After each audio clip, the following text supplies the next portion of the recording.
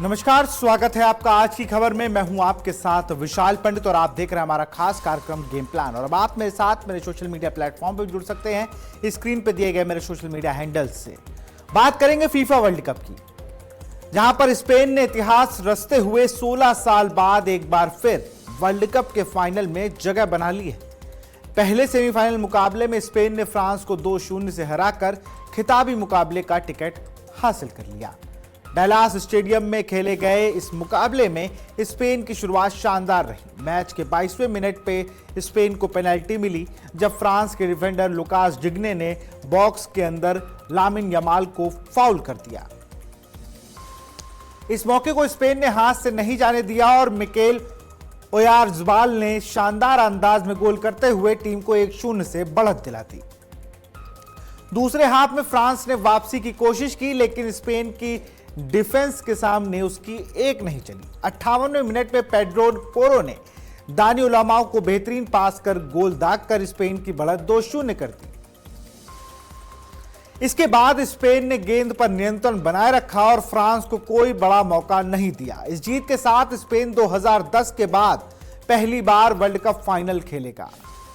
साल 2010 में स्पेन ने नीदरलैंड को हराकर अपना पहला और अब तक का एकमात्र वर्ल्ड कप खिताब जीता था। अब टीम के पास इतिहास दोहराने का मौका है। वहीं फ्रांस का सपना एक बार फिर टूट गया। 2018 और 2022 में लगातार 2 बार फाइनल खेलने वाली फ्रांस की टीम इस बार खिताबी मुकाबले तक नहीं पहुंच सकी। स्टार खिलाड़ी किलियन एम्बापे भी स्पेन की मजबूत डिफेंस के खिलाफ अपने प्रभाव नहीं छोड़ पाए। उन्हें कई बार ऑफसाइड का सामना करना पड़ा और दूसरे हाफ में येलो कार्ड भी मिला। अब स्पेन की नजर अपने दूसरे वर्ल्ड कप फाइनल पर होंगी। शानदार टीम संतुलन, मजबूत डिफेंस और बेहतरीन युवा खिलाड़ियों के दम पर स्पेन ने एक बार फिर दुनिया को अपनी ताकत दिखा दी है। फाइनल में उसका मुकाबला अर्जेंटीना और इंग्लैंड के बीच होने वाले दूसरे सेमीफाइनल के विजेता से होगा। एम्बापे, जो कि 8 गोल लगाकर इस पूरे सीजन में गोल्डन बूट जीतने के लिए मेसी के बराबर आ गए हैं, लेकिन अब उनकी टीम बाहर हो गई तो मेसी के पास एक प्लस पॉइंट है। लेकिन थर्ड प्लेस के लिए जब ये मैच होंगे तो मुझे लगता है एम्बापे उस तरीके अगर जीत गोल करते हैं या जो भी सिनेरियो होता है सेकंड सेमीफाइनल के बाद, तब देखना है कि क्या कुछ कौन जीतता है गोल्डन बूट। क्योंकि फुटबॉल वर्ल्ड कप अब अपने मुकाबले रोमांचक मोड़ पर आ चुका है। 24 साल बाद एक बार फिर अर्जेंटीना और इंग्लैंड की टीम वर्ल्ड कप मंच पर आमने सामने होंगी। दोनों दिग्गज टीमों के बीच दूसरा सेमीफाइनल मुकाबला गुरुवार देर रात अटलांटा स्टेडियम में खेला जाएगा। इस हाई वोल्टेज मुकाबले में पूरी दुनिया की नजरें 2 बड़ी सितारों पर होंगी, अर्जेंटीना कप्तान लियोनेल मेसी और इंग्लैंड कप्तान हैरी केन की। मेसी इस टूर्नामेंट में 8 गोल के साथ गोल्डन बूट की रेस में दूसरे स्थान पर है, जबकि हैरी केन अब तक 6 गोल कर चुके हैं। वर्ल्ड कप इतिहास में अर्जेंटीना और इंग्लैंड की यह छठी भिड़ंत होगी। दोनों टीमों के बीच अब तक खेले गए 14 अंतर्राष्ट्रीय मुकाबलों में इंग्लैंड का पड़ाव भारी है। वहीं इंग्लैंड ने 6 मैच जीते हैं, अर्जेंटीना ने 3 मुकाबले जीत पाई है, जबकि 5 मैच ड्रॉ रहे हैं। वर्ल्ड कप में दोनों को पिछली टक्कर साल 2002 में हुई थी, जहां इंग्लैंड ने अर्जेंटीना को 1-0 से हराया था।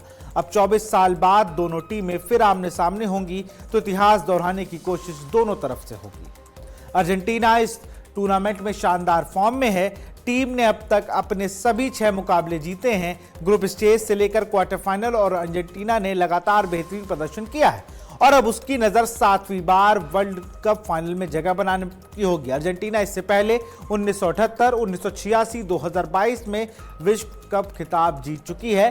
वहीं इंग्लैंड भी इस टूर्नामेंट में मजबूत दावेदार के रूप में सामने आया है। टीम ने 6 मैचों में 5 में जीत दर्ज की है और 1 मुकाबला ड्रॉ रहा। क्वार्टर फाइनल में इंग्लैंड ने नॉर्वे को हराकर सेमीफाइनल में जगह बनाई।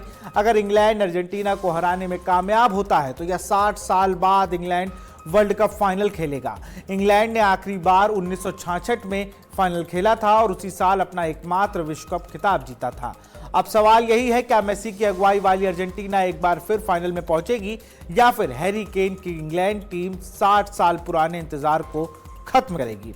इस महामुकाबले का इंतजार पूरी दुनिया के फुटबॉल फैंस को है, क्योंकि इस मुकाबले के बाद पता चल जाएगा क्या इंग्लैंड अपना दूसरा कप उठा पाएगी या एक बार फिर 7वीं बार पहुंचकर इतिहास रचेगी अर्जेंटीना। खैर, अब बात करेंगे क्रिकेट की।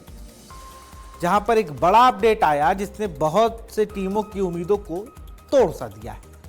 अगले साल दक्षिण अफ्रीका, जिम्बाब्वे और नामीबिया की संयुक्त मेजबानी में होने वाले आईसीसी वनडे वर्ल्ड कप 2027 के फॉर्मेट में बड़ा बदलाव हो सकता है। खबरें हैं कि अंतर्राष्ट्रीय क्रिकेट परिषद यानी आईसीसी टूर्नामेंट में भाग लेने वाली टीमों की संख्या 14 से घटाकर 12 करने पर विचार कर रही है। दरअसल साल 2021 में आईसीसी ने ऐलान किया था कि 2027 वनडे वर्ल्ड कप में 10 की बजाय 14 टीमें हिस्सा लेंगी। उस फैसले का स्वागत इसलिए हुआ था क्योंकि इससे एसोसिएट देशों को भी विश्व कप खेलने में मौका मिले। उस समय 16 टीमों के प्रारूप पर चर्चा हुई थी, लेकिन आखिरकार 14 टीमों के मॉडल पर सहमति बनी। अब हाल ही में स्कॉटलैंड के एडिनबरा में हुई आईसीसी बोर्ड की बैठक में फिर से टीमों की संख्या घटाकर 12 करने के प्रस्ताव पर चर्चा होने की खबर सामने आई है। हालांकि आईसीसी ने अब तक इस मुद्दे पर कोई आधिकारिक बयान जारी नहीं किया है और ना ही यह स्पष्ट किया है कि बदलाव की जरूरत क्यों महसूस की जा रही है। अगर यह प्रस्ताव मंजूर होता है तो इसका सबसे बड़ा असर एसोसिएट सदस्य देशों पर पड़ सकता है। 14 टीमों के फॉर्मेट में अधिक देशों को विश्व कप खेलने का अवसर मिलने की संभावनाएं थी, लेकिन 12 टीमों के होने से क्वालिफिकेशन की दौड़ और कठिन हो जाएगी। इससे उभरती क्रिकेट टीमों के लिए विश्व मंच तक पहुंचना पहले से ज्यादा चुनौतीपूर्ण हो सकता है। मौजूदा 14 टीमों के प्रारूप के अनुसार मेजबान दक्षिण अफ्रीका, जिम्बाब्वे और नामीबिया को सीधा प्रवेश मिलता है, जबकि दक्षिण अफ्रीका को छोड़कर वनडे रैंकिंग की शीर्ष 8 टीमें भी सीधे क्वालिफाई करती हैं। बाकी स्थान पर क्वालिफायर के जरिए भरे जाने थे, लेकिन यदि टीमों की संख्या घटती है तो पूरे क्वालिफिकेशन सिस्टम में भी बदलाव संभव है। क्रिकेट विशेषज्ञों का मानना है कि टीमों की संख्या कम करने के पीछे टूर्नामेंट की अवधि का प्रसारण कार्यक्रम है, मैचों की गुणवत्ता, व्यवसायिक पहलुओं और जैसे कई कारण हो सकते हैं। हालांकि जब तक आईसीसी आधिकारिक घोषणा नहीं करता तब तक इन खबरों को संभावित प्रस्ताव के तौर पर ही देखा जा रहा है। फिलहाल दुनिया भर के क्रिकेट प्रशिक्षण को और खासकर एसोसिएट देशों की यह नजर आईसीसी के अंतिम फैसले पर टिकी हुई है। क्या 2027 वनडे वर्ल्ड कप 14 टीमों के साथ खेला जाएगा या फिर एक बार फिर 12 टीमों के फॉर्मेट में ही वापसी होगी? इसका जवाब आने वाले दिनों में आईसीसी के आधिकारिक ऐलान के बाद ही साफ होगा।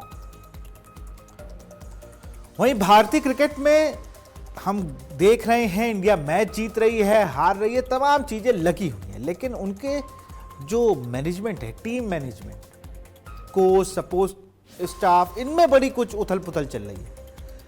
क्योंकि सपोर्ट स्टाफ को लेकर एक बड़ी खबर सामने आई, जहां टीम इंडिया के सहायक कोच रेयान डिस्काशे की भविष्य को लेकर चर्चाएं तेज है। सूत्रों के मुताबिक रेयान ने अपनी मौजूदा जिम्मेदारी से मुक्त होने की इच्छा जताई है। वहीं भारतीय क्रिकेट कंट्रोल बोर्ड यानी बीसीसीआई उन्हें टीम के साथ बनाए रखना चाहता है। बताया जा रहा है कि जब गौतम गंभीर ने मुख्य कोच बनने के बाद रेयान को भारतीय टीम के सपोर्ट स्टाफ में शामिल किया गया था, तब उन्हें विशेषज्ञ फील्डिंग कोच की भूमिका के दिए जाने की बात कही गई थी, लेकिन करीब 2 साल बीत जाने के बावजूद उन्हें वह जिम्मेदारी नहीं मिल सकी। फिलहाल टीम में टी दिलीप फील्डिंग कोच की भूमिका निभा रहे हैं। सूत्रों के अनुसार बल्लेबाजी कोच के तौर पर चितांशु कोटक पहले से मौजूद हैं और खुद मुख्य कोच गौतम गंभीर भी बल्लेबाजों के साथ काम करते हैं। तेज गेंदबाजों की जिम्मेदारी मोनिल मौकल के पास है, जबकि स्पिन गेंदबाजों को साई राज बहुतुल्य देखते हैं। ऐसे में रेयान की भूमिका स्पष्ट नहीं हो पाई है। खबर यह भी है कि रेयान इंडियन प्रीमियर लीग यानी आईपीएल में वापसी करना चाहते हैं और इस संबंध में उन्होंने एक फ्रेंचाइजी के साथ बातचीत भी की है। हालांकि अभी पूरी तरह से आधिकारिक तौर पर भारतीय टीम से रिलीज नहीं किया गया है। सूत्रों के मुताबिक 2025 चैंपियंस ट्रॉफी के बाद फील्डिंग कोच टी दिलीप समेत कुछ अन्य सपोर्ट स्टाफ में बदलाव की योजना थी, लेकिन एक वरिष्ठ खिलाड़ी की सिफारिश के बाद टी दिलीप को 1 साल का सेवा विस्तार दिया गया। इसके बाद रेयान की भूमिका और सीमित हो गई। अब सबसे बड़ा सवाल यही है, क्या मुख्य कोच गौतम गंभीर रेयान और भारतीय टीम के साथ बने रहने के लिए मना पाएंगे या फिर आईपीएल में नई भूमिका स्वीकार करेंगे? फिलहाल बीसीसीआई की ओर से इस पूरे मामले पर आधिकारिक बयान सामने नहीं आया है। अंतिम फैसला आने वाले दिनों में स्पष्ट हो सकता है। लेकिन सवाल यही है, जब हम देखते हैं, देखिए भारतीय क्रिकेट कोई एक बार में रन होने वाली चीज ही नहीं। होता क्या है, जब आप कप्तान होते हैं तो आपके पास ये क्राइटेरिया होता है किसी भी बोर्ड में, किसी भी देश में, कि आप अपने मनपसंद लोग टीम में रख सकते हैं। 1-2 प्लेयर हो गए हर कोई रखता है। कोच की बात हो, उनके अब इसी तरह कोच पर भी लागू होती है बात। कोच के पास ये होता है कि आप अपनी टीम बनाइए जिससे कल को आप ये ना कह सके कि भाई आपने मेरे प्लेयर्स को नहीं दिया। शीतांशु कोटक बल्लेबाजी coach, T Dilip fielding coach, उन्होंने वो मेडल वाली प्रथा लाई। और उनकी मैं आपको उस वरिष्ठ खिलाड़ी का नाम भी बता दूं जिन्होंने ये कहा था कि टी दिलीप को अभी और रहना चाहिए, वो इंडिया टीम के लिए बहुत ज़रूरी हैं। वो थे कप्तान रोहित शर्मा, जब वो कप्तान हुआ करते थे। उनके ही सिफारिश पे, उनके ही कहने पे बीसीसीआई ने उन्हें 1 साल का एक्सटेंशन दिया था। लेकिन एक बड़ा सवाल ये था कि जब रेयान को टीम में लाया गया एज अ सपोर्ट स्टाफ तो उनकी भूमिका तब ही क्यों नहीं तय की गई। अब इस वक्त जब 2027 का वर्ल्ड कप लगा है और कई सपोर्ट स्टाफ्स की जो टेन्योर है वो खत्म हो रहा है। गौतम गंभीर एक अच्छे दौर से नहीं घूम रहे हैं, उनको मुझे नहीं लग रहा है कि अभी अपने स्टाफ में से किसी का जाना सीधा सेटबैक होगा गौतम गंभीर के लिए। लेकिन गौतम गंभीर को भी ये देखना होगा कि कोई भी उनकी टीम को ऐसे छोड़ के ना जाए। हो सकता है कुछ तनातनी चल रही हो, कुछ बातें चल रही हों, लेकिन इन सब पर मुझे लगता है कि बीसीसीआई जल्दी सारी चीज़ें पता करके क्या होना है, क्या करना है। हो सकता है कोई नया फील्डिंग कोच या कोई नया कोच, कोई नया बॉलिंग कोच हमें देखने को मिले 2027 वर्ल्ड कप से पहले, या फिर 2027 वर्ल्ड कप तक सेम सपोर्ट स्टाफ और सेम कोच रहे। ये तमाम चीज़ें हैं। अब आने वाले दिनों में साफ हो जाएगा कि रेयान टेंडुलकर की जगह कौन सा वो प्लेयर होगा जो भारतीय टीम में फील्डिंग कोच या किसी अलग विभाग में जाता दिखेगा। क्योंकि रेयान की जो नाराजगी है वो इसी बात से है कि उन्हें फील्डिंग कोच क्यों नहीं बनाया गया। अब ये सवाल है बीसीसीआई की जो अंदरूनी खबर है वो तो ये है कि वो बहुत नाराज हैं गौतम गंभीर से, क्योंकि उन्होंने कहा था कि हम आपको फील्डिंग कोच की ड्यूटीज देंगे, लेकिन वहां पर वो सिर्फ सपोर्ट स्टाफ के तौर पर है। क्योंकि वहां पर बल्लेबाजी कोच अलग है, वहां स्पिनिंग का कोच अलग है, वहां तेज गेंदबाजी का कोच अलग है। तो वहां पर वो उस भीड़ में कहीं खोते हुए नजर आ रहे हैं, ऐसा उनको लगता है। अब देखना होगा बीसीसीआई क्या फैसला लेती है, उनका क्या फैसला आता है, उस पर आधिकारिक बयान आने तक वेट करते हैं। तो फिलहाल मेरे साथ गेम प्लान में इतना ही। आप देखते रहिए आज की खबर। नमस्कार।